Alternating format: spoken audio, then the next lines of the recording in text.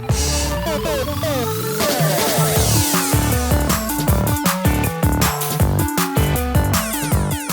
right, everybody, welcome back to Kado Games. We are here talking about the hobby. Sports cards, baseball cards, basketball cards, all of the card stuff regarding sports and collecting. And we're going to have so much fun because this week's guest is Kevin. How are you doing today? I'm doing good, Suki. Thanks for having me. Oh, it's going to be a lot of fun. So why don't you tell all of our listeners a little bit about who you are and what you like to do in the hobby? Absolutely. So my name is Kevin, as you mentioned. I, by profession, sell real estate and have for, I think next month we'll make 18 years in the Phoenix metro area. Kind of love it. I love real estate. It's been so good to me and my family. I also have a wife and two daughters who I love spending time with and traveling, and kind of getting back into the hobby here recently has just been a really cool thing for me to do for myself, but also my kids and my wife have gotten more involved. Maybe one of the things we can talk about later is I recently acquired, I won't call it inherited, I'll call it acquired, my uncle's collection, which he always promised me since I was a child. And my wife's an organizer, so she's been spending a lot of time with me, helping me to organize the collection, which has actually been a lot of fun. Okay.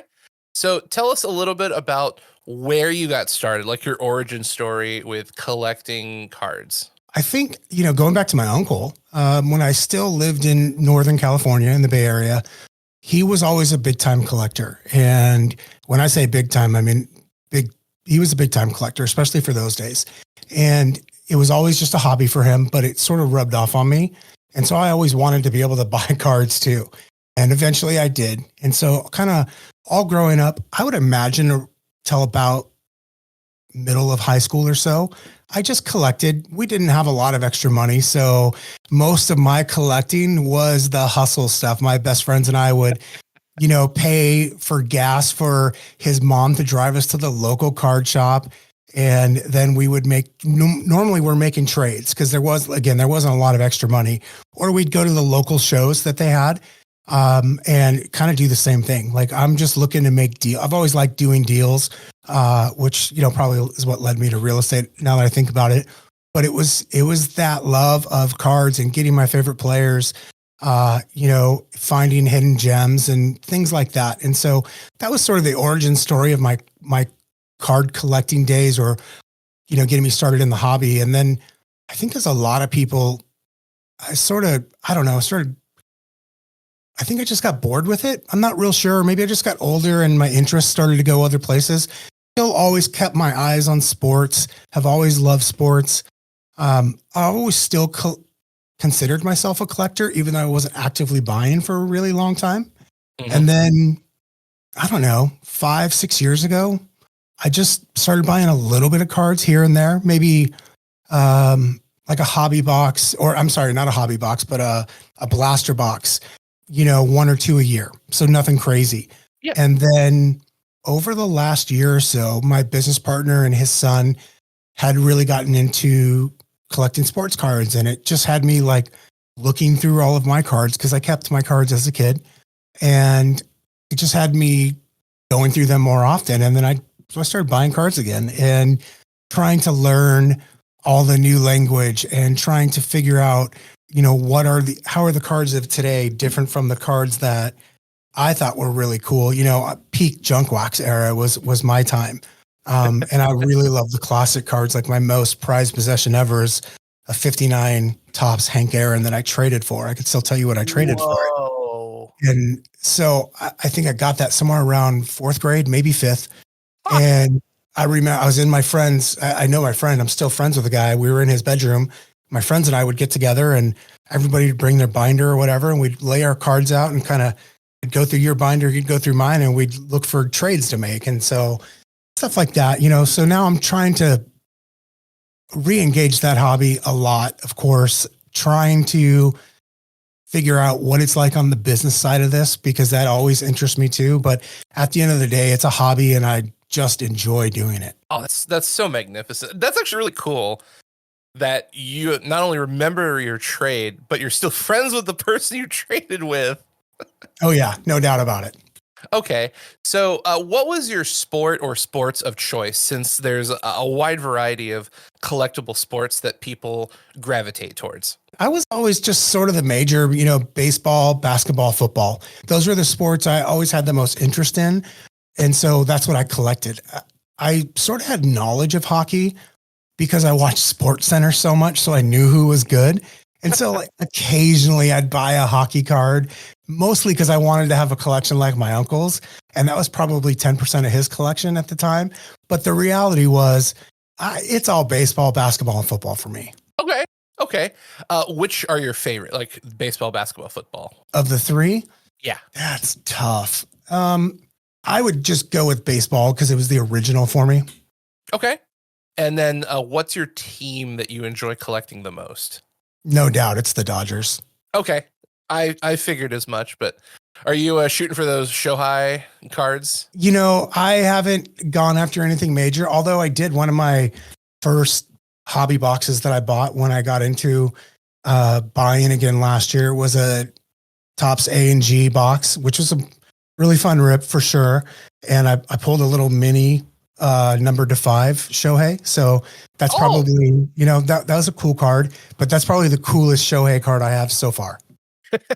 Okay. So let's talk a little bit about just the hobby and collecting side, because we'll get to the business aspect on the back half of this. But like, what is it about the hobby you enjoy the most? Because there's clearly something that just keeps bringing you back over multiple years of collecting cards. I don't know. I just get lost in it. I feel like, sounds cheesy, but I feel like a kid again. I feel the same way I did when I was 10 looking at cards. I'm a little more careful with my cards these days as far as handling goes. However, I don't know, man. I could just look at cards. I like to see what does the picture look like. I tend to read the backs of cards quite often, whether that's for stats or just the little tidbits. I'm just interested in looking at cards. I guess in a way, to me, it feels like art. Okay. No, that makes a lot of sense because, some cards are, capturing a moment in history. Some cards, I read the backs of cards too, and some cards have really cool tidbits. And, the picture may or may not be interesting, but that little blurb is like, oh, that's pretty cool.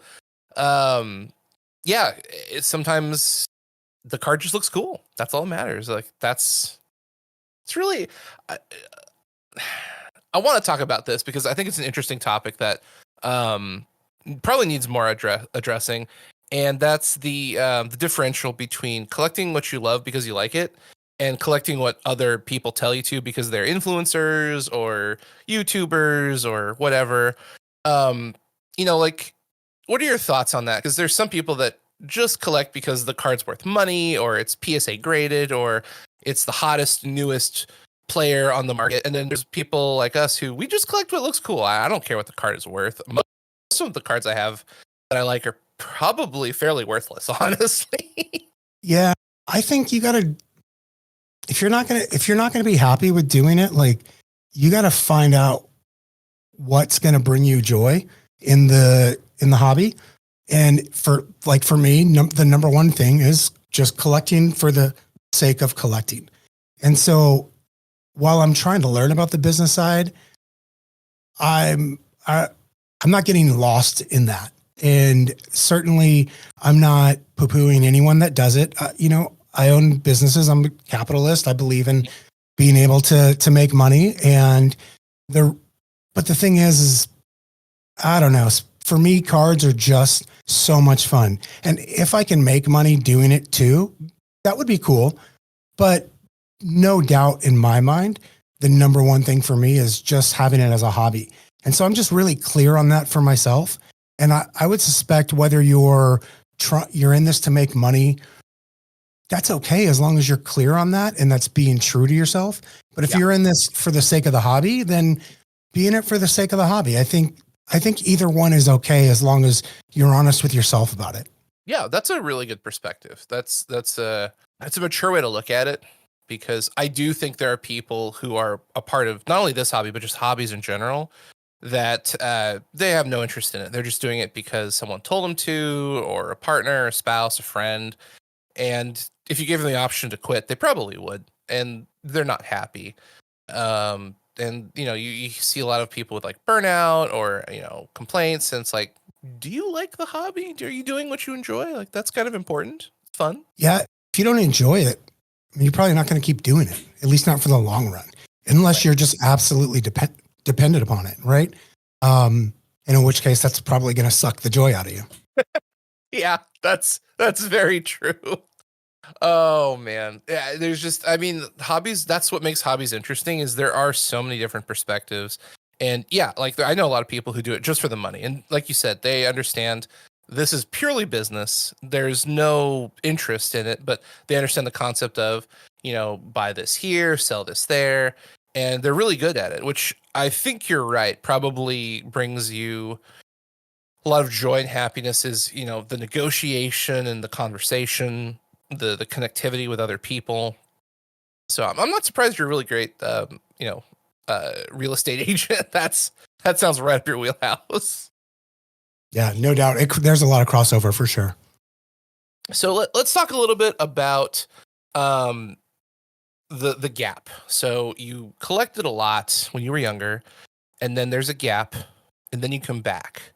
So what have you noticed is different between when you first started and current day collecting? I think for me, the big difference, or the way I've noticed it, is I used to feel, first of all, it seems like it's all about rookies now, at least from like a value perspective. And I know when I was a kid, it was just all about our favorite players. And if there happened to be rookies, like, I think of like guys like Brian Taylor, Todd Van Poppel, Kevin Moss, some of these guys that were, I joke sometimes on X, I'll post like, I thought I was going to retire off of this card, and, I got 10 Todd Van Poppels, things like that. So the rookies that thing was kind of alive and well as well when I was a kid. But the most important thing to my friends and I was always like, can we pull something with our favorite players on it, right? And now it's, can I pull the hot rookie or a numbered or autograph?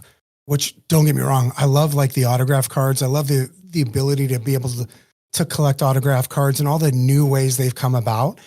But to me, this is still very much, it's like the new junk wax era from my viewpoint, meaning there may not be, millions and millions of, say, just one base card. But there's so many different variations and that come out, and it's all about either the rookies again, or the short prints or the super short prints, things like that. So it's way more about the chase now, it feels like. And again, I'm not even here to say that's bad. That's just the difference I've noticed. I mean, certainly when I'm ripping a pack now, I'm super excited when I pull something that is, super short print or short print, numbered or autoed, things like that.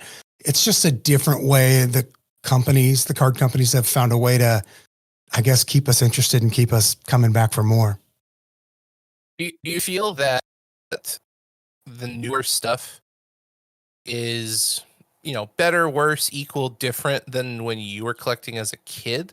Because I think you hit the nail on the head. The companies had to find a way to kind of innovate selling product, and there's quite a few different things you can get. Parallels, foils, numbered cards, autographed, and then a combination of those things. Like a parallel, autographed, numbered, whatever. So, what do you think? You've kind of seen the best of both worlds, because I liked the junk wax era. It was fun. You could just rip packs. It was fairly cheap. There was gum. Like there's a lot of features, but I also like the simplicity of the older packs, because it was more about what people liked, and there wasn't just a wide variety of different possible types of cards. It was just, here's a set, here's a bunch of cool cards, trade them, sell them, buy them, enjoy the gum. It was very simple. Yeah, it was. I would say different. I don't want to say better or worse. There are better aspects. Like, I think the card quality is better. Like, it looks cooler, right? When you pull something now that is a foil, or, these different parallels, refractors, just all these cool things that are out now. The card, the actual like card stock, like it looks better. It looks cooler. And again, though, that's the part that I think that's better. I don't know that, but I really like you. I like the simplicity of what it was like in the junk wax era. And even prior to that, where it was just like, well, here's the 2 or 3 things that we have to choose from. And that was cool too, because of the simplicity.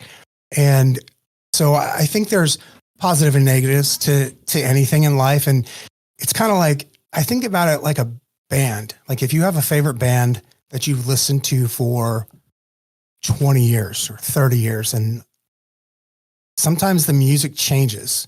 And not sometimes, pretty much always the music changes. And the stuff that they write, say at the age of 50 versus what they wrote at the age of 20 and recorded, tends to be a lot different. And sometimes I like that better. And sometimes I'm like, I can't listen to anything by this band, after this certain year. Yeah. And so it's just different. I think people and things evolve, and that's what's happened with sports cards. And I think that is totally okay. That said, as much as I do find myself enjoying ripping open packs of the newer stuff, at the end of it, if you held a gun to my head, like I'm going to pick something that's been said, hey, you can only collect one or the other. I'm going to go with the old stuff.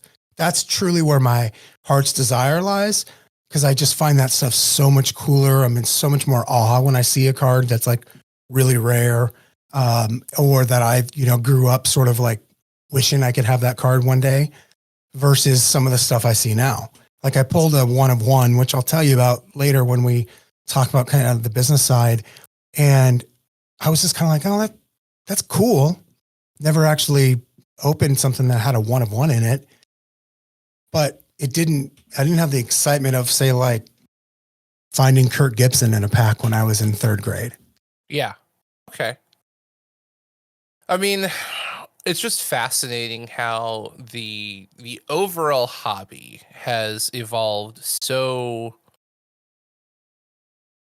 I don't know if drastically is the word. It's definitely evolved, because I remember ripping cards with my dad. And yeah, it was kind of like you were saying, it was just for the fun of it. And I remember the same thing, you're trading with your friends on the playground, you go over to a friend's house and, maybe you've got 2 or 3 copies of the same card and they've got 2 or 3 copies of a card you don't have. And you just, you swapped, and you weren't thinking about who is this person going to be? And are they going to be a superstar? It was just like, this is fun and this is cool. And I think it was very communal. That's what I enjoyed, is just a bunch of people busting out binders or boxes of cards, and the experience of going through and then talking, negotiating. And then, maybe you have a card you want and they have a card they want. And you're like, well, I really want, 2 of those. And you're like, well, no, I don't want you to do that trade. You're like, well, I've got some, I've got like $1 in my pocket. I'll give you $1 in this card for the, you're kind of having this little game between, 2 people negotiating. And then you come to an agreement and boom, you get what you want, they get what they want, and everyone's happy. And it was fun. Yeah, no doubt. It was much simpler for sure. Okay. So coming into the current age of trading cards, what do you like the most? Because I don't hear any kind of dissatisfaction. It's not like you're not having fun. It's just a different experience. But like, what do you enjoy the most? I mean, if we're talking about cards, like what kind of cards do I like opening up and seeing? Uh-huh. I mean, when it comes to the news, I love that there's autographs available now. Because it used to be, for me to get an autograph as a kid, like I had to go and ask for the autograph, which, by the way, was so fun. But as a kid who grew up in a little farm town in Yuma, Arizona, I got the Padres during spring training. So I certainly collected my fair share of autographs. It was hard for me to acquire autographs. And so I love the fact, I mean, Friday night, I ripped a box of Heritage High Number and I pulled a Clayton Kershaw autograph, numbered to 75. And I was so excited because just a day before, I lost an eBay auction by like $2 on a Kershaw autograph, who's one of my favorite all-time players. And I was devastated. I was so bummed. And by the way, I was willing to spend a lot more on that one autograph card than I did on that box of cards on Friday. And so I thought that was so cool. And I'm like, this answered what I really wanted. I got a Kershaw autograph. It's on card. It's numbered and it's on a cool looking card. Like I love that 75 Topps look. And so I like that stuff like that is available. I mean, the reality is I enjoy the fact that cards are numbered. I like the built-in scarcity to it. Mm-hmm. And the fact that there's something to chase. Again, it's just, that wasn't necessarily when I was talking about that earlier, that it was good or bad. I think it's a feature actually. It's just different from what I expected when I was a kid. And so I do like that it's built in. It definitely keeps things exciting for sure. And so, I mean, if I had to name one thing, it'd be autographs, but I like the chases. I notice myself now when I open cards, I'm not even thinking about completing a set. It doesn't even cross my mind. And as a kid, I felt like I had to complete the set. Gotcha. Okay. What does your community look like? Are you guys a lot of, traders? Are there a lot of people who are ripping packs trying to get big hits? And if they don't, it's like, here, just take these cards. I don't want them. Like, well, what does your local scene look like? I think there's a lot of that. I've been to a bunch of different local card shops over the last 6 months or so as I started buying more and more cards. And I try to talk to the owners and kind of get a vibe for what's going on in their store and what things are. And then I talk to my friends. Ironically, I have a lot of friends in real estate around the country that are also really super into cards. And so I get to talk to them a lot about them. And again, I think what I'm noticing is there's just a lot of different opinions. Certainly there's a fair share of people that are only going after the hits. They're just ripping stuff, hoping to get a big hit. And, I know other people that they'll only buy high-end singles because that's all they care about. They just want the cards that they want. And so in my community anyways, I haven't noticed any one way or the other. I think a lot of people some people are in it for the hits. Some people are in it for the fact of like, it's fun to open cards and chase. And I know people that, like you said, like they'll literally just dispose of all the base cards. And I don't think anything's wrong with that. I think what I'm trying to learn is like, maybe from a business side is where the opportunities and all of those things. And I've really tried to figure out for myself, what kind of collector do I want to be? And so far what I've landed on is I like chasing big cards too, but I don't only keep my big cards. So far I'm holding on to all my base, although I may find clubs for kids and donate them there because I know I've come to realize like that's a thing. There's there's schools around the country that have card collecting clubs. And if I could donate some there to help them, I think that would be cool. Cause I certainly don't want to just throw stuff away, but I'm fully aware of now when I open some stuff, like there's some of those cards I'm never going to see again. I'm sorting them, putting them in a box. And I know I'm probably not going to look at those cards again, except for the stuff I opened like a year ago and 6 months ago. Cause I realized I missed quite a few things that were actually hits that I just didn't know were hits at the time. Right. Well, and that's good to see that your local community is just a wide plethora of personalities, because that's what always interests me when talking to people is sometimes you'll hear that it's not common. Usually it's very rare that a community or a specific store is super hardcore on like the classic rip and ship where they just open product. If they don't get a hit, they're really upset. Most people are kind of a combination of, they're chasing cards, but they're enjoying the hobby. But it's always interesting to just kind of see what the health of a community is, because that showcases the overall community is doing great. Sports cards are just as popular as they've ever been. They're exploding. Do you ever go to shows in your area or travel to any card shows perchance?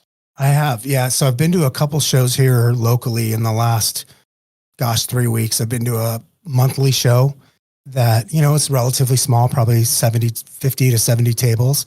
And that was cool. That was the first card show I've been to since I was a kid. And then about a week and a half ago, I went to the Arizona State Card Show, which was 450 tables and was really big. Oh. And that was great, right? That was so cool. I'm going to go to the national show this year in Chicago. I'm excited for that.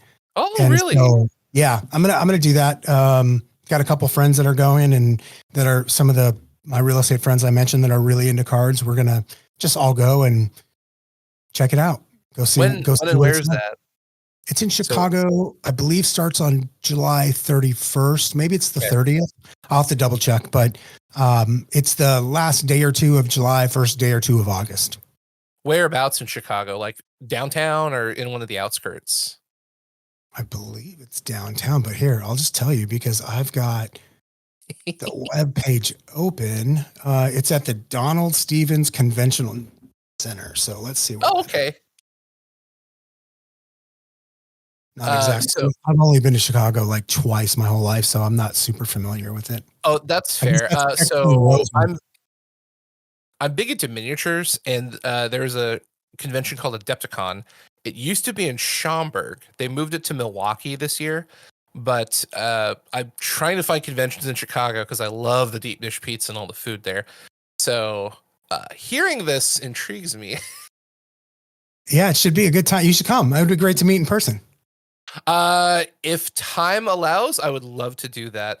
I just got married, and just keeping me busy getting everything in order. So we'll see how that goes. I get you. But maybe Congrats, by the way. next year. Oh, thank you very much. So when you go to shows, what are you looking for? Like what tables are you going to? Are you doing like the dollar boxes? Are you looking for like high name cards? Like tell us a little bit about your experience at card shows. So far, what I've noticed my pattern, like at the two shows I've been to, is I walk around to all the tables.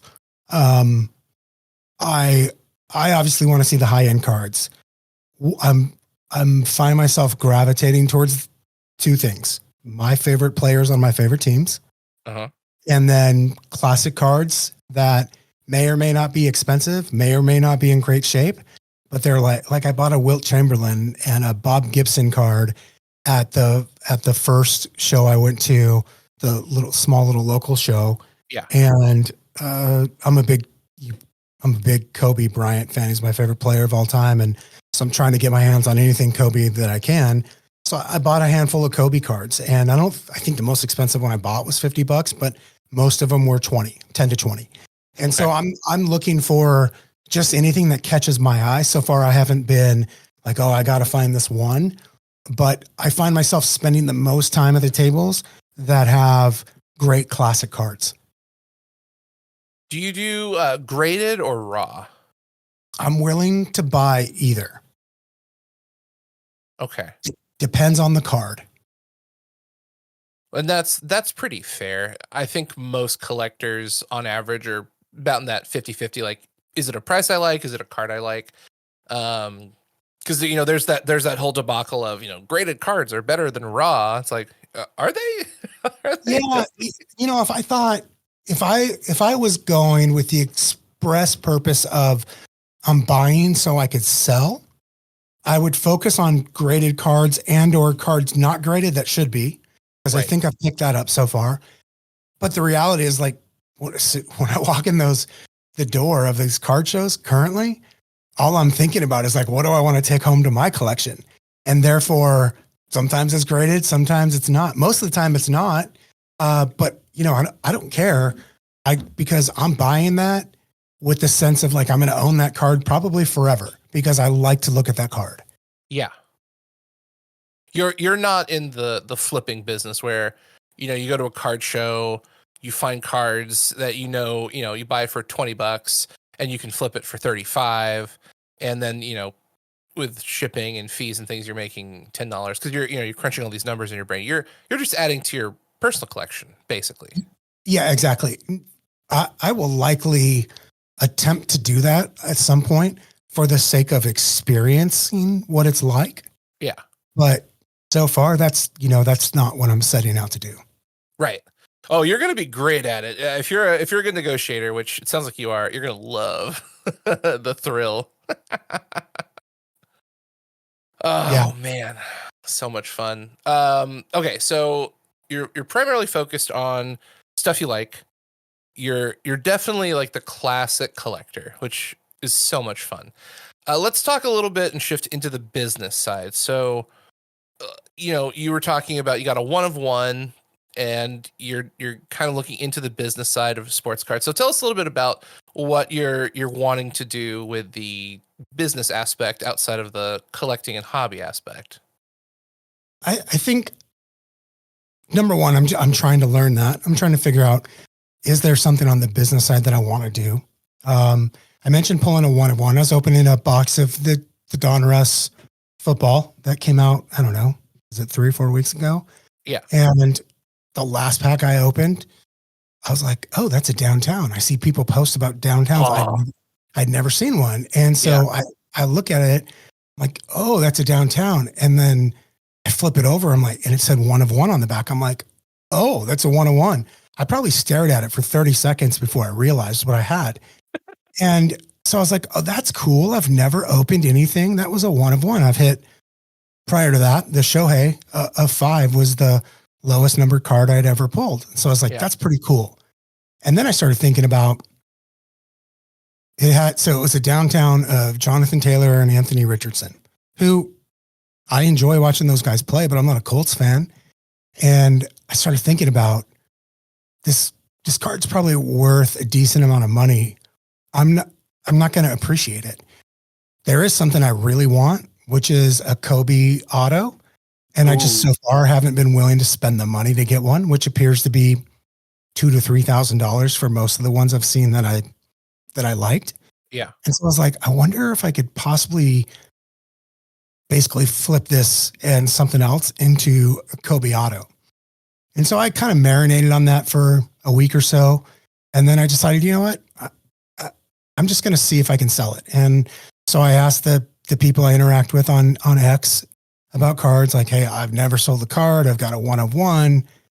What would you do? I don't even know what this card's worth. Like, I'm not great at comping yet. I'm getting decent, but I'm not great at comping.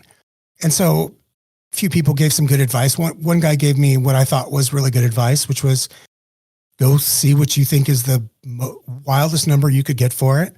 List it as buy it now, but take offers for like a week, see where the offers come in, and then maybe go to auction later. You'll have a really good idea. Mm-hmm. And so I thought about it for a few days and I decided to do that. So sitting there, I thought 3,000 is about the highest this card gets. And I was definitely wrong, by the way, but that's where I listed it at, and did it on a Sunday night. And in 20 minutes, it was gone for full price. Oh my gosh. I had 5 or 6 messages, lower offers, but lowest offer I got was like $1,850. And one guy, the guy that ultimately bought it, he sent me an offer first for $2,500, then $2,600, and then $2,650. And I was like, dude, just give me a half an hour. I don't know. I got to wrap my head around this. Because I was sort of in disbelief. And then he as I'm getting other offers, not even really offers, some like messages coming in with, would you accept this or that? He goes, you know what? I don't want to risk it. I'm just going to buy it now. And 10 seconds later, I got the notification from eBay. So it was gone in 20 minutes. Buy it now, full price, which I thought was a number that wasn't even possible. And I was in shock. And so that was kind of cool. And then what was really cool for me is followed up with him to make sure he got the card. And he was so happy about it. He was like, I got it. I love it. Thank you so much. I'm really excited about this card. I saw him post on his Instagram a couple of days later, or a few weeks later, after not even a few weeks, like a week later, he somehow got it graded like right away. Oh my God. What was it? Oh, it hit a 10. And, and so I'm like, okay, I definitely left money on the table, but that's a good lesson. And I was actually excited that he was excited. And I was more excited that I now feel like I've got the money to spend on a Kobe autograph without feeling bad about it. Did you? Not yet. I'm still looking for the right one, but okay. I will. I'm absolutely going to buy a Kobe autograph at some point between now and Chicago.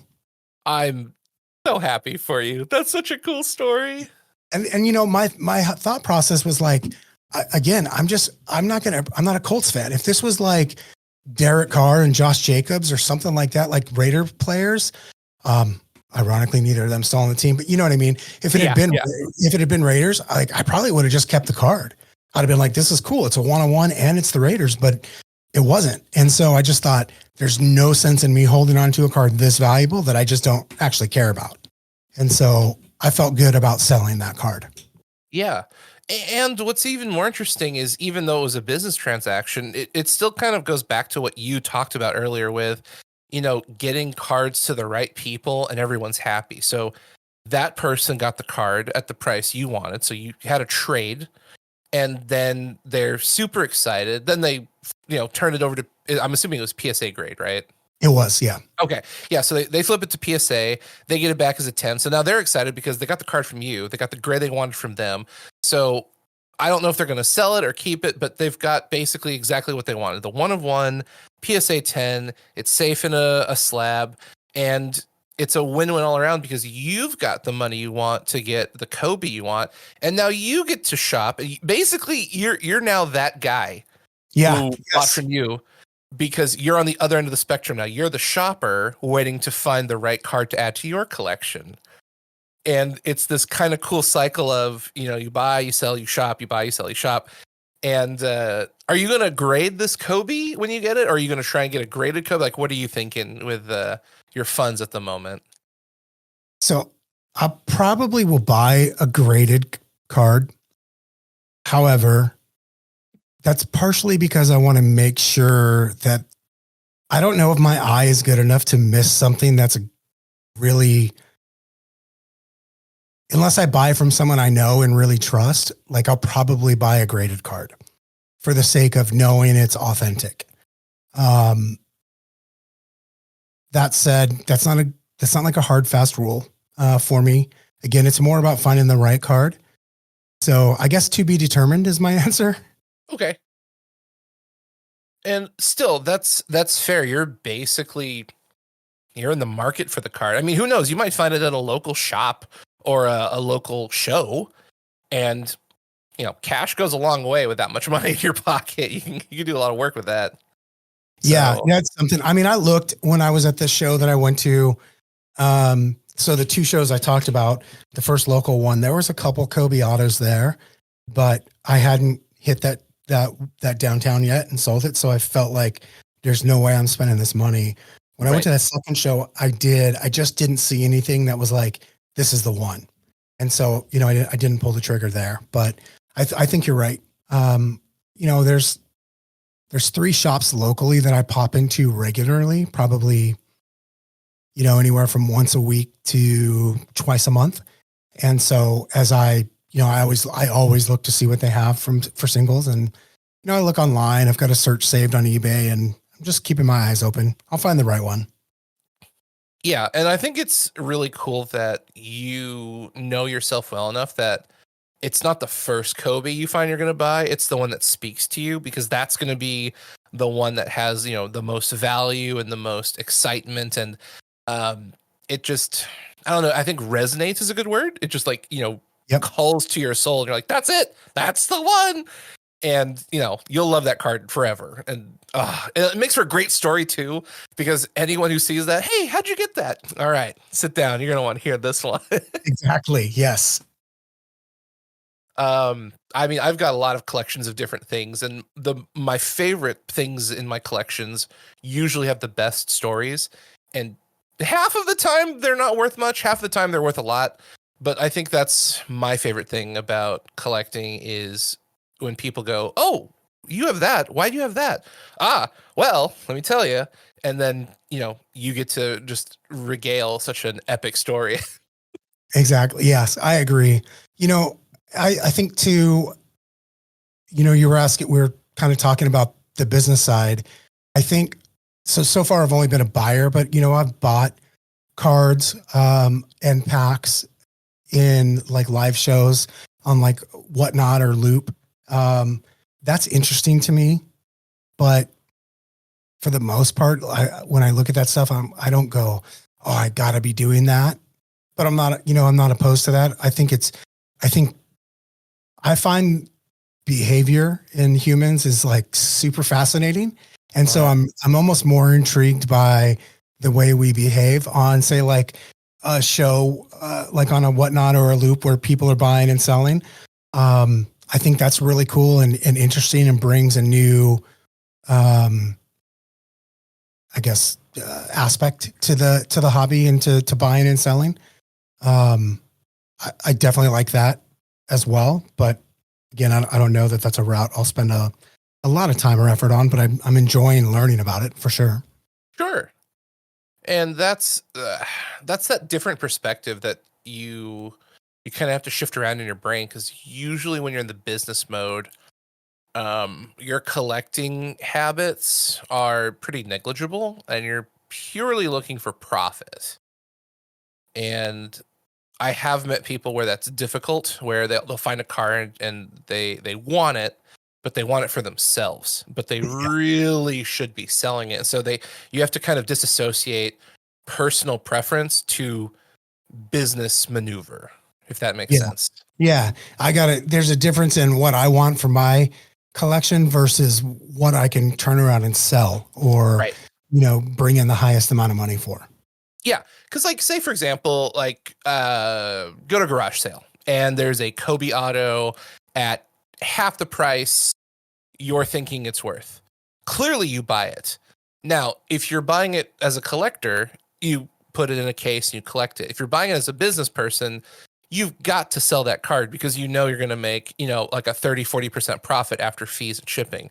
And that's where the disconnect comes in, where someone's personal bias is like, well, I really like Kobe and I really want this for my personal collection, but I can make so much money in the sale. And, sometimes you eat that cost and you go, you know what, I'm going to buy this for myself. This is not a business move.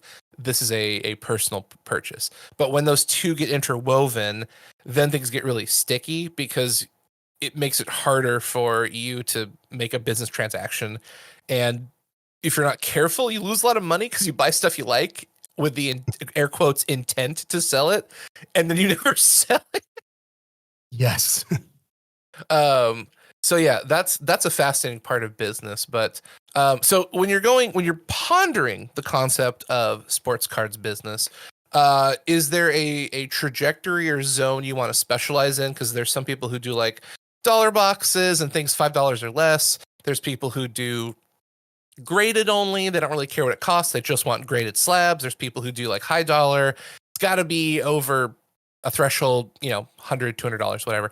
Is there a specific place you feel like you're most interested in or want to learn more about? I think probably the high end stuff. And one of the things I found myself paying more attention to recently is some of the older, rare, unopened boxes, and seeing those. Yes. That's exciting for me. That's one of those things where, don't get me wrong, I think the opportunity is still there for me to buy something thinking I'll sell it and then go, you know what, I'm keeping that because it's so cool. However, I see a box of, like, let's take, for example, a good friend of mine bought an unopened box of 1980 Topps basketball a month or two ago, and just seeing that and knowing that you could take that and sell that box to the next buyer and make money. I got excited just knowing there could be a deal around something so cool like 1980 Topps basketball. Mm-hmm. And so that's probably interests me the most currently. But so I'm spending more times in like some Facebook groups and looking online and auctions and stuff like that, looking for some of these vintage unopened boxes, or, that could either be, the reality is I'm looking for both. I'm looking for something I might want to put into my collection, and I'm looking for things that, in taking note of, hey, could I buy this here and sell it at, could I buy it at X and sell it at Y? Yeah, right. Okay. So it sounds like you're primarily focused in the vintage realm. That's probably, yeah. Again, like if you made me choose between the two and say I can only collect one going forward, I would stick with vintage. Okay. Well, it also seems like not only is that where a lot of your memories lie, but that's like your strongest knowledge base. For sure. Okay. And man, knowledge is such a critical currency in sports cards. Just having that understanding of the player, the condition of the card, the pop report. There's so many factors when you talk about the business side, because like when you're collecting, you don't really care. It's just, I want this card. Is that a price I'm willing to pay for it or trade for it? That's it. But the business opens up a whole lot of doors of details and information that's pretty critical for finding profit margins and not accidentally screwing yourself over. Exactly. So like, I think the most interesting thing I like to learn from people who are wanting to go into the business side is like, what's your purpose? Is this more of a, I want to learn and experience it? Is this I want to make money off of it? Or, you know, I know people who do it because they just want to be on the circuit. They want to go to towns, they want to meet people, they know how to make a profit, so they're not particularly worried about it, but they're not trying to shoot for millions of dollars. They just want to cover costs, have fun, see the world, meet new people. And I think that's really cool. But again, business is very different. Everyone's business decisions are very different, kind of like everyone's collecting decisions are very different. So what do you think? What are you kind of interested in? I mean, don't get me wrong. I like the fact of, hey, if I could actually just make enough money to pay for my own collection and my own enjoyment, like that's a pretty cool thing. That said, there's a quote by a guy named Naval Ravikant, and which I love. And he says, you got to find what feels like play to you, but looks like work to others. And for me, I'm realizing like this feels like play to me. And granted it is right now, but I could see how this could also actually be work, even though it still feels like play to me. Mm-hmm. And so that's why I'm continuing to explore the business side of it further. I've got, as I mentioned, you know, I've got a real estate business and a few other things that we dabble in. And so it's not like I have time for another full-time job right now. However, I could see that if the right thing popped up for me, or I could go, you know what, I can make this happen. I could do this because the real estate business doesn't take the amount of time it used to take for me in the early days. And so I guess I'm open to, you know, I guess it'd be serendipity if from that standpoint of like, if I can find the perfect way to make this work, great. For right now, I'm just enjoying learning about it. And if I spend a whole lot of time on it in the future, it'll have to make money one way or the other. Like if it's going to take away from my core business. But for right now, it's just trying to figure that out. Would you ever open your own store? If the opportunity presented itself, obviously. I've considered it many times. And, you know, when I was a kid, I thought that's what I wanted to do when I grew up, was have my own baseball card shop. That's all I cared about. That said, I could see a scenario in which I did. And if I did, it would have to be basically just, I think this is the way it would go down. Number one, it'd be great to just have a cool place that people come into, build the community. But then also that would be the place to effectively be able to sell, you know, online, whether that is like through live social selling and or eBay and other sites. It would have to basically be both. I don't think I could do it just for the sake of having a card shop, but I could see potentially doing that one day. Okay. I mean, it's just, it's good to have forward thinking because you never know. Something crazy could happen. You could open a card that's worth a lot of money, which can help springboard you into that card shop. I mean, you pulled a 1 of 1. So, you know, who knows, you might get like a 1 of 1 auto. It's like, well, I think we might need to make some moves here. Yeah, maybe, I don't know who will be the Paul Skeens of this year yet, but maybe I'll get a rookie patch from Topps Chrome update this year. And we'll be talking about my new card shop in a year. I mean, I've heard crazy stories where people just, it falls in their lap. Something happens, you know, you get a lot of money or you come across a huge collection. Something happens. It's like, well, here we go. It's a sign from the universe. We're making this happen. Yeah. But I mean, I think that's great to have an idea. You know what you're shooting for. Now you get to just kind of go on an adventure. Again, I really think you're in the like the shopping mode. You're the buyer. You get to shop for that Kobe. You get to shop around for what kind of business experience you want. You get to go to Chicago and meet people. Like you're kind of in that adventure phase where you get to do what you want and figure out what you want to do with the information you have. And if it comes to fruition, great. If it doesn't hurt you at all. I mean, you've got a successful business, and I love that. Like it's free. You're very free to do what you want, and that's good. Yeah. Yes, I completely agree with that. That's what it feels like right now. Man, it's just such a cool place to be because I feel like sometimes businesses trap themselves in a loop where they're just kind of they have to be that thing, that guy, that person, that brand, and they can't really diversify, and that's not always fun. Sometimes you wake up and you realize I can't do something new. You can, and that's good. Also, like having that perspective of being able to collect what you want and have the freedom to take the time and be patient is good because a lot of people who are on the constant flip, they kind of have to have a lot of capital and make a lot of big purchases with the newest set because whatever the newest thing is going to have the highest opportunity to sell. But the moment that thing isn't hot, they have to just keep moving on to the next thing. So, you've got like Series 2 from Topps with baseball. You've got Chrome. Like there's all these things coming in the pipeline. And if you're just constantly known as, the new business where if it's new, you sell it. If it's not, we don't.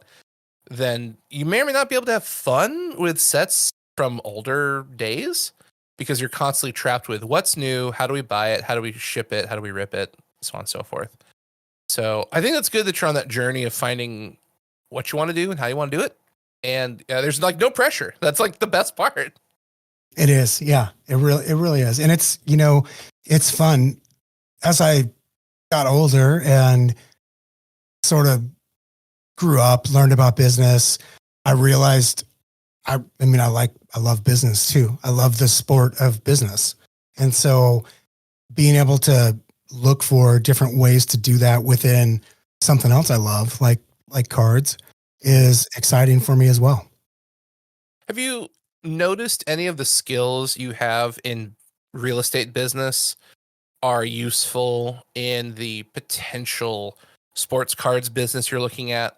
Whether it be negotiating or hunting or networking. Is there any overlap you've noticed between the two? There's a lot. Yeah, I think there's a lot. There's the ability to kind of have specialized knowledge. It helps you greatly in real estate and in cards. I think that one of the things about one of my real estate businesses, it's really about a community of people, of real estate agents around the country. And, I've gone through the process of building a community. I know what it's like to gather people, bring them together, put on events like shows.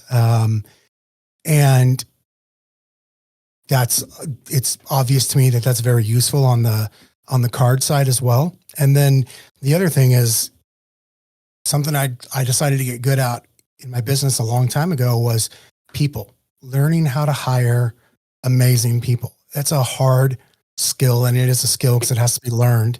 Yeah. And if I'm going to start or be involved in a business around the hobby, it's going to require people. I'm just not the guy that does things on his own.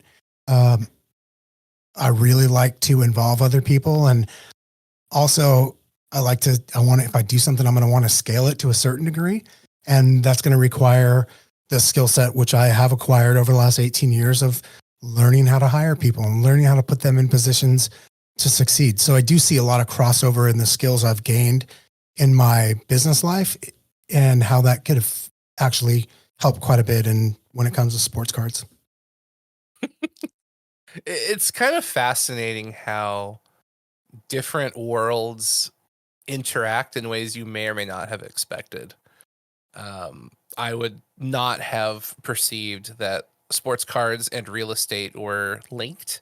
But after this conversation, I definitely can see the differences in where each industry stands, but where they start to kind of bridge the gap. Because you're right, specialized information is really critical in both cards and selling real estate to people. Being able to negotiate, being able to read people's body language, and quell fears and so on and so forth. Yeah, or even find out what it is that somebody really wants, and then finding a way to go get that for them, and to create an opportunity. There's always going to be ways to make money if you're helping people get what they want, whether that's Right. Real estate or cards.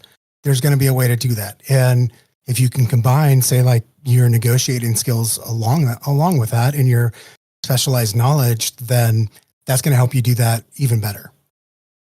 Right, because people ask about the card, people ask about the condition of the card, where'd you get it, what's it from, and the same line of questioning is just presented differently in real estate. But they're asking, how is this going to work for me? How is this going to benefit me?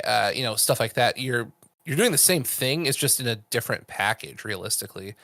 It's fascinating. It's absolutely fascinating. Yeah. A lot of crossover.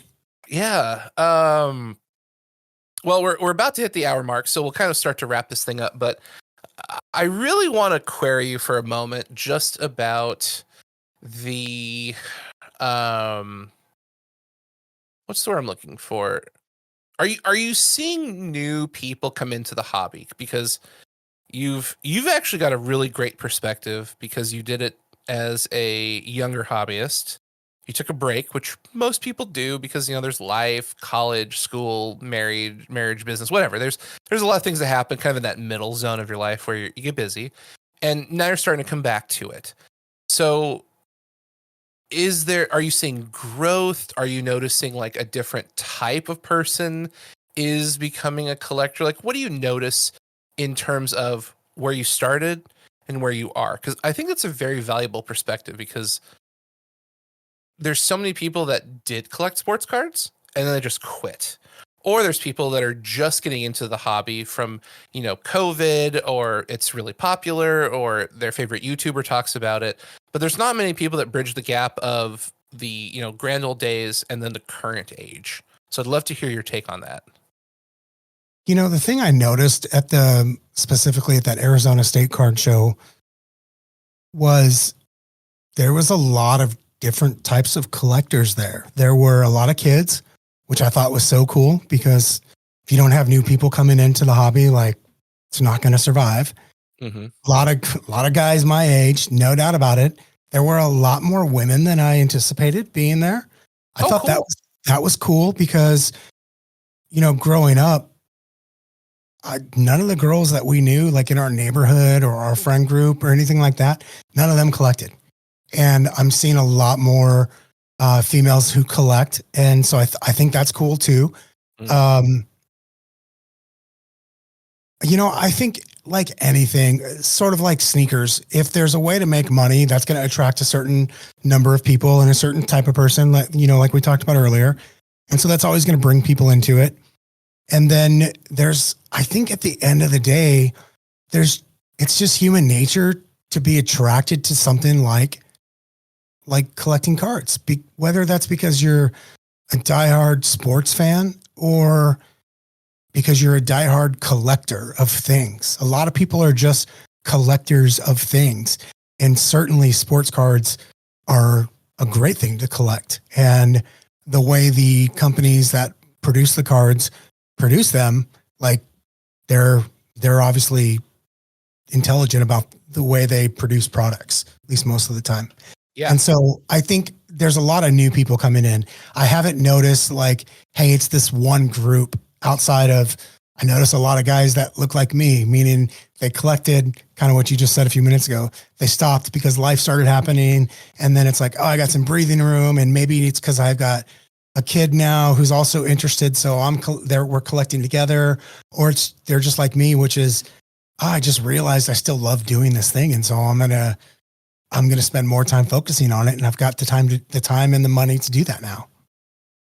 And that's really good to see, because you hit the nail on the head. If we don't have new hobbyists, whether they're young or old, it doesn't matter. As long as there's new people coming in, the hobby will stay alive forever. But if people start to gatekeep, or it becomes like a clique or a club kind of thing, then you're just in so much trouble, because it shoves people away to other hobbies. And at some point, you're just going to run out of people. You're going to run out of income. You're going to run out of resources, and it's gone. And I never want to see that. I really doubt it'll happen, because sports are so prominent in people's lives. But never say never. We've seen things that people said would never die. It's like, oh no, okay, yeah, nothing's safe. Help. Yeah, I agree. Nothing is safe. And if something was, sports would be up towards the top of that list, because people love to compete. They love to watch others do stuff that they're great at. And so as long as I think sports itself remains popular, then the hobby will stay strong. And if for some reason that fades, then I think the hobby could be in trouble. But then maybe it'll be even more popular, because it'll become more scarce. Who knows? So I think the reality is nothing's sacred. Nothing is immune to becoming irrelevant. However, I do think it's probably got a pretty strong shot at surviving and continuing to thrive. Yeah, it's really unlikely sports cards will ever go under. But we've seen, like I said, we've seen weird things happen where just a company just gone. Mostly I'm thinking of tech companies. Obviously they didn't adapt with the tech, but people would have said Nokia, they'll never die. Or oh shoot, what's the other one? Oh no, it was a BlackBerry. BlackBerry will never die, and they're super dead. They were everywhere. Everyone had it. Everyone was talking about it. It's not there anymore. Yeah. So, but I really think that you're right. These companies are innovating. They're looking into what makes a card cool, what chase cards pull people in to get their attention to buy more product. There's obviously a great aspect of local communities with card shops. You've got card shows. Do y'all have trade nights in your area where everyone just kind of shows up, and not many packs get ripped, but a lot of people just bring binders and you make friends and have fun trading cards all night? Yes, I haven't been to one yet. The local shop I go to in Tempe, Arizona, which is where my office is, they did like the I guess technically that was the Topps Rip night or whatever, but they do that fairly regularly. And there's another one up in Scottsdale that they have some sort of trade night go on as well. I just have not been to one yet, but I plan to attend one soon. I mean, that's a good sign. That means business is good for you. Yeah. So, no complaints there. If your business is keeping you out of the shops, that's good business. No doubt. Last thing before we get on out of here, because it's about dinner time. What are you most excited about? I mean, we've talked about your collection. We've talked about hobbying. We've talked about you going to card shows. We've talked about business. Of all these things we've covered, what's the thing that just gets you the most excited if you were to sit down and think about it? Because you're on a really cool journey, and I think you're gonna just have so much fun over the next year doing all these cool things. Two things come to mind. Number one is I mentioned I acquired my uncle's collection, and it was quite a collection. Took a U-Haul truck to move it, and so I'm having so much fun just going through it. I mean, seeing these cards that I haven't seen since I was like at oldest a teenager, so 30 plus years ago, and some of them I hadn't seen since I was like a little kid, and so just going through those and knowing that, hey, this is now my collection to care for, as well as just enjoy. That has been so much fun. So like every night I've got a room where these cards are, and I go in there and I spend a little bit of time with those cards. whether that's actually sorting or like literally just looking at some of these really, really cool cards. And some of them are like monster big cards, and some of them are just like, they're just cards, but they're all so cool to me because it's like a time capsule is what it's like for me. So that's probably the most exciting thing. And then the other thing is what we just talked about, which is learning about the industry and learning about the different products that are out there, what people are responding to, and trying to get my head wrapped around the industry on the business side. Super cool. Are you going to sell any of those cards you inherited from your uncle's collection, or is that just going straight into your personal?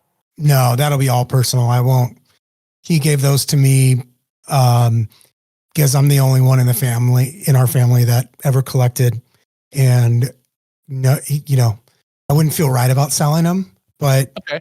the other thing is I just enjoy those too much to sell. Like, don't get me wrong. Something happened and I had to, feed my family. Something short of that, like there's no way I'm selling any of it. But the other stuff, the stuff that I go by, that, that's up for, case by case basis. I definitely will. I'm going to sell some more just for the sake of getting the experience and selling.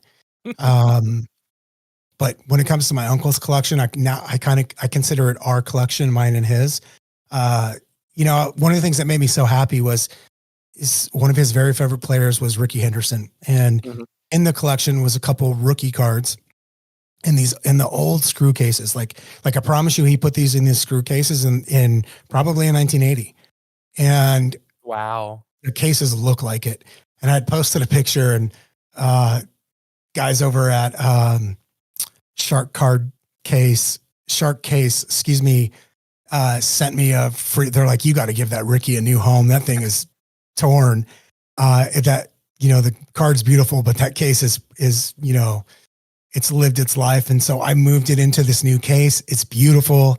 So I sent my uncle a picture of the before and he's not on Instagram, so he didn't see it online. So I just sent him the pictures of the before and after. And he was like so excited to see how great it looks in this brand new case versus that old case that he put it into, 40 something years ago. Yeah.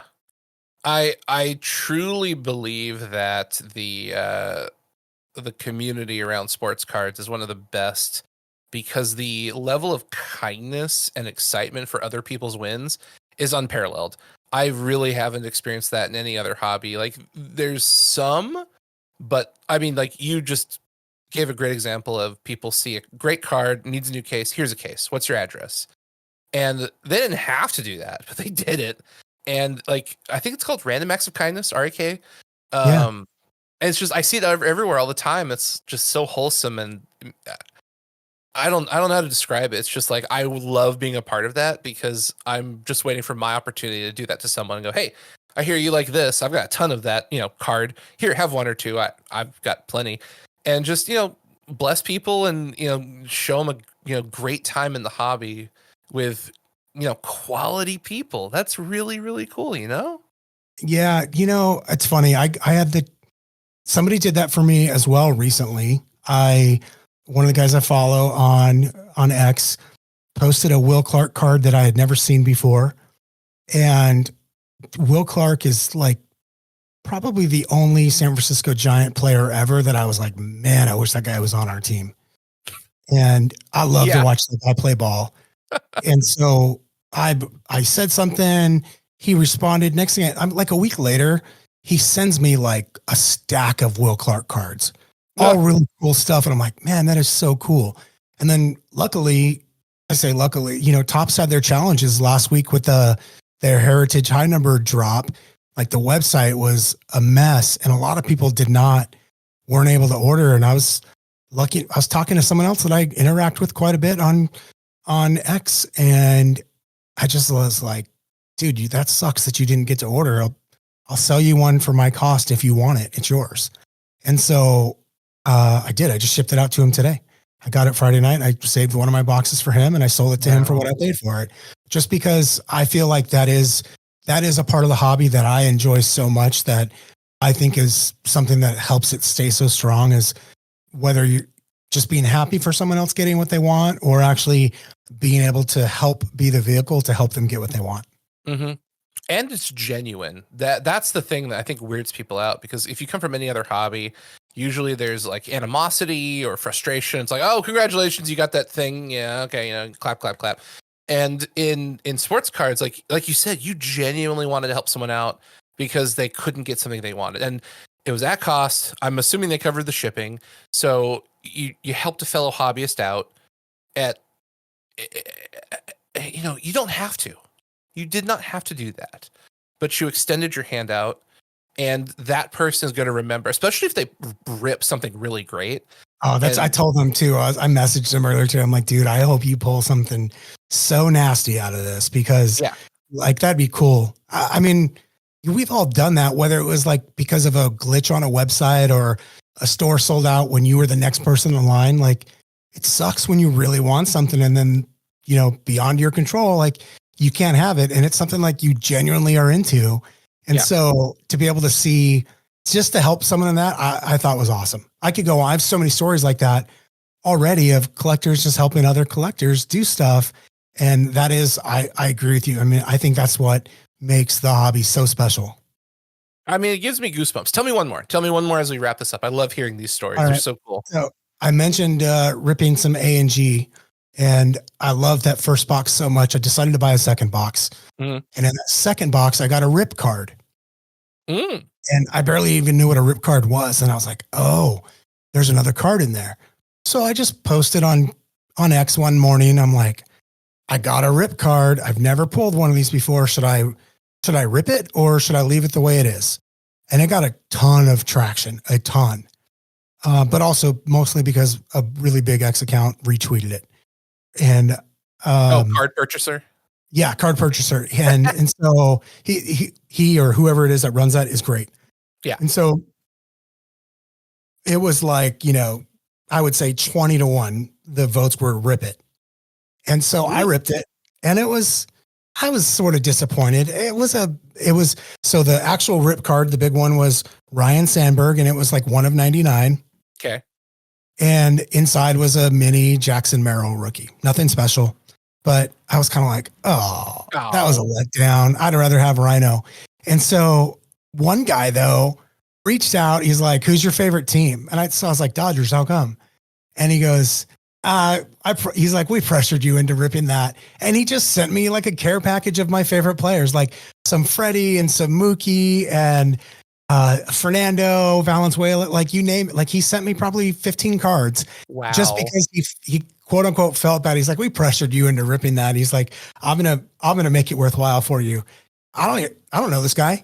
He didn't have to do that. We interact a little bit on X every once in a while. And I just thought the fact that he would do that is so cool, and is what this hobby to me is all about. Like, I'm just blown away, because you just don't see that kindness in the world anymore. You don't see genuine kindness. Usually it's like a, scratch my back, I'll scratch yours kind of thing.